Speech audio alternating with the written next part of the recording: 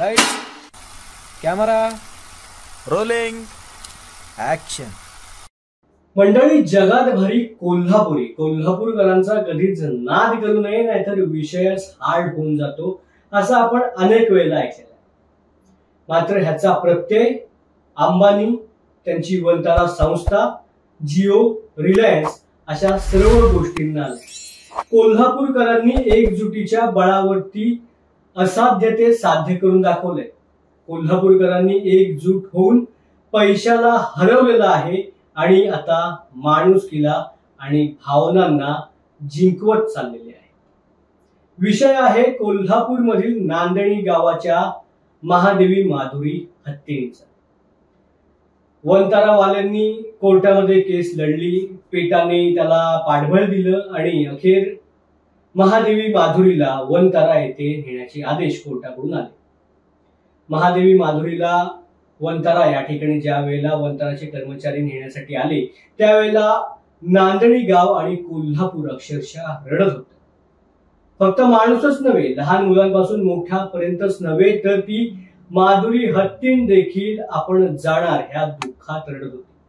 पूर्ण दिवस तिने अन्नपान काहीही केलं नव्हतं। प्राण्यांना भावना नसतात असं जे बोलतात त्यांनी महादेवी माधुरीकडे बघावं। तिला जरी व्यक्त होता येत नसलं तरी डोळ्यांमधून ती खूप काही व्यक्त झाली।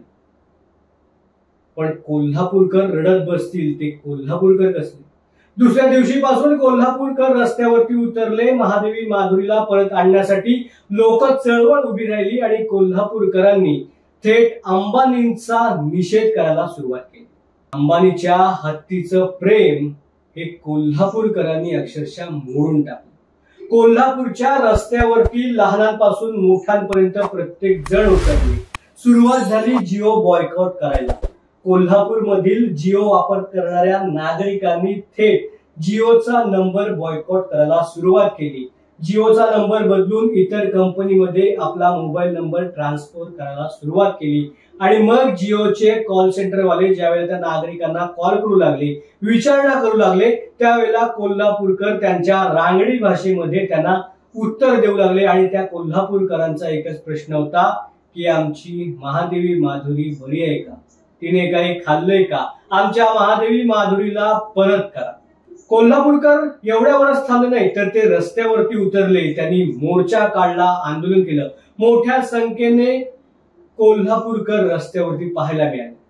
कोल्हापूरकरांचा हा उद्रेक लक्षात घेऊन अखेर वंताराचे सीओ कोल्हापूरमध्ये आले। त्यांनी त्या जैन समाजामधील मठाधिपतींची बैठक घेतली, चर्चा केली आणि आपण महादेवी माधुरीला पुन्हा एकदा कोल्हापूरमध्ये पाठवू, तुमच्या नांदणी गावामध्ये पाठवू अशी सकारात्मकता त्यांनी दाखवली। मात्र पुन्हा एकदा एक तो मात्र आला। तो मात्र होता कायद्याच्या बाबती पूर्ण झाल्यावरती, कायद्याच्या सर्व तरतुदी पूर्ण झाल्यावरती आम्ही देऊ अशा गोष्टी सुरू झाल्या आणि आता थेट मुख्यमंत्री देवेंद्र फडणवीस यांच्या सोबत या शिष्टमंडळाची बैठक झाली। वंताराचे अधिकारी असतील, रिलायन्सचे अधिकारी असतील, यांची त्या फडणवीसांसोबत चर्चा झाली आणि आज अखेर फडणवीस यांनी जाहीर केले की येणाऱ्या काळामध्ये आम्ही महादेवी माधुरी हिला पुन्हा नांदणी गावामध्ये घेऊन येणार आहोत।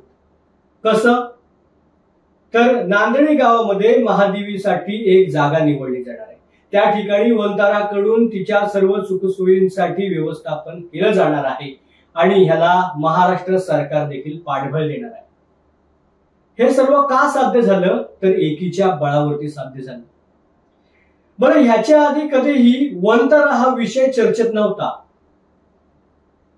ज्या वेळेला नांदणी गावामधील महादेवी माधुरी हत्येबाबत प्रकार झाला त्यावेळेला देशाच्या कानाकोपऱ्यामध्ये वंतारा पोचली। महाराष्ट्राच्या प्रत्येक घराघरामध्ये वंतारा पोचली। मात्र याआधी देखील त्या गुजरातमधील वंताराने महाराष्ट्रच नव्हे तर देशाच्या विविध राज्यांमधून विविध प्राणी आपल्या वंतारामध्ये आणलेले आहेत। याची लिस्ट माझ्याकडे तुम्हाला वाचून दाखवतो। डिसेंबर 2021 ताडोबा अभयारण्यामधील महाराष्ट्र वन विभागाने 12 हत्ती वंतारा या ठिकाणी पाठवले। म्हणजे गुजरातमधील राधाकृष्ण एलिफंट वेलफेअर सेंटर या ठिकाणी महाराष्ट्र सरकारने हे 12 हत्ती पाठवले, जी संस्था वनताराची एक ब्रँच आहे. महाराष्ट्र सरकारने त्यावरती उत्तर देत असताना सांगितलं की या हत्तीचा सांभाळ करण्यासाठी खूप पैसा लागतो, मनुष्यबळ लागतं आणि ते महाराष्ट्र सरकारचे नाहीये, म्हणून आम्ही हे 12 हत्ती वनतारा या संस्थेच्या राधाकृष्ण एलिफंट वेलफेअर सेंटर या ठिकाणी पाठवतात. डिसेंबर 2022 ला आसाम मधील सरकारी प्राणी पक्षी विभागामधून वाघ, माकड, कासव, गेंडा आणि 8 शिंगाचे हरिण हे देखील वनतारा या ठिकाणी पाठवण्यात आले. जानेवारी 2025 मध्ये अरुणाचल प्रदेश मधून 21 हत्ती गुजरात मधील वनतारा या ठिकाणी पाठवण्यात आले. छत्तीसगडच्या जंगलामधून 2 पांढरी अस्वले वनतारा या ठिकाणी पाठवण्यात आली आणि छत्तीसगड मधील पांढऱ्या प्रजात संपून गेली. बरं, ज्या वेळेला त्या नांदेडमधील महादेवी माधुरीचा विषय समोर आला त्यावेळेला देखील प्रामुख्याने एक गोष्ट समोर आली की वनतारावाल्यांना 2 प्रशिक्षित हत्ती पाहिजे होते. त्यासाठी त्यांनी संपूर्ण देशभरात शोध घेतला. त्यामधील एक हत्ती त्यांना केरळमध्ये सापडला, एक हत्ती त्यांना महाराष्ट्रामधील ह्या नांदेडी गावात म्हणजे माधुरी सापडली. केरळमधील लोकांनी स्पष्टपणे नकार दिला. मग महाराष्ट्रामध्ये ते आले. महाराष्ट्रामध्ये देखील त्यांनी स्पष्टपणे नकार दिला. लोक रस्त्यावरती उतरले. म्हणजे 2020 पासूनचा जो काळ होता ना, हा लढा आत्ताचा नाहीये, 2020 पासूनचा आहे. 2020 पासून 19-20 पासून नांदेडी गावामधील लोक त्या हत्तीला वाचवण्यासाठी, ती वनतारामध्ये जाऊ नये यासाठी लढा देत होते, रस्त्यावरती उतरत होते, आंदोलन करत होते. हा खेळ तेव्हापासूनचा आहे, कारण त्या अंबानीच्या हत्तीला तो हत्ती हवा होता. अंबानीला तो हत्ती हवा होता असं मला म्हणायचं. म्हणजे आपल्या सर्वांनाच माहितीये की अनंत अंबानीने खूप मोठं पक्षी प्राणी केंद्र सुरू केलेलं आहे. त्याला पक्षी प्रेम, प्राणी प्रेम खूप मोठ्या प्रमाणामध्ये आहे आणि म्हणून तो ज्या ज्या कानाकोपऱ्यामध्ये, जगाच्या किंवा देशाच्या कानाकोपऱ्यामध्ये जे असहाय्य असलेले प्राणी पक्षी असतात त्यांचं संगोपन करण्यासाठी तो आपल्या फाउंडेशन मध्ये आणतो, त्यांची काळजी घेतो वगैरे वगैरे, आपल्याला सगळ्या गोष्टी माहिती आहेत. मात्र दुसऱ्या बाजूला हेही सत्य आहे की त्याला प्रशिक्षित हत्ती हवा होता आणि अंबानीच्या लग्नामध्ये असेच हत्ती दरवाजासमोर उभे होते. येणाऱ्या पाहुण्यांचं स्वागत करण्यासाठी, येणाऱ्या पाहुण्यांवरती फुलं उधळण्यासाठी असेच हत्ती अंबानीच्या त्या लग्नामध्ये बाहेर उभे होते. मग कुठलं प्राणी प्रेम आहे हे हत्तीचं? म्हणजे हत्तीचं कुठलं प्राणी प्रेम? असो, विषय हा होता की ज्या वेळेला वनतारावाल्यांना ती नांदेडीमधील हत्तीचा शोध लागला, नांदेडीमधील गावकऱ्यांनी, नागरिकांनी त्याला विरोध केला, तेव्हा त्यांनी लगेच पेटाची मदत घेतली.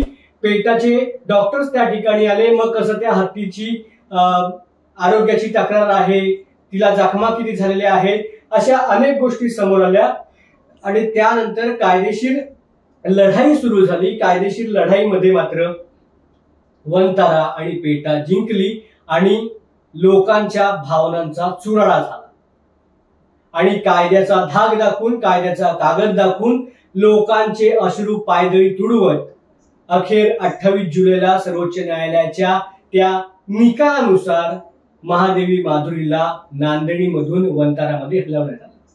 म्हणजे एखादा व्यवसाय, उद्योगधंदा आपण महाराष्ट्रामधून गुजरातला नेल्याचं अनेक वेळेला ऐकलं, अनेक वेळेला बघितलंय, पण नांदेडी गावाचा जीव, कोल्हापूरकरांची आत्मा, कोल्हापूरकरांचे प्रेम, कोल्हापूरकरांच्या भावना, अशी ती महादेवी माधुरी हत्ती ही लोकभावनेचा चुराडा करून पैशाचा आणि कायद्याच्या जीवावरती गुजरातला नेण्यात आली आणि म्हणूनच हा असंतोष कोल्हापूरकरांच्या मनामध्ये उफाळून आला. म्हणजे ज्या मठाला 1300 वर्षांची परंपरा आहे त्या ठिकाणी 1300 वर्ष हत्ती पाळला जातो, असा जैन समाजाच्या ह्या नांदेडी गावातील मठाची परंपरा तुम्ही फक्त त्या कायद्याच्या जोरावरती कुठेतरी बाजूला करता. पण कोल्हापूरकर, तुमचे खूप खूप अभिनंदन, तुमचं खूप खूप कौतुक आहे. कोल्हापूरकरांसोबतच ज्यांनी सोशल मीडियावरती आवाज उठवला, जे जे व्यक्त झाले लोकभावनेच्या बाजूने, त्या सगळ्यांचा हा विजय आहे असं आपण म्हणूया. आणि येणाऱ्या काळामध्ये त्याच जल्लोषात, त्याच उत्साहात महादेवी माधुरी कोल्हापूरमध्ये परतेल अशी आशा आता बाळगूया. धन्यवाद. पुन्हा भेटू नवीन विषयास.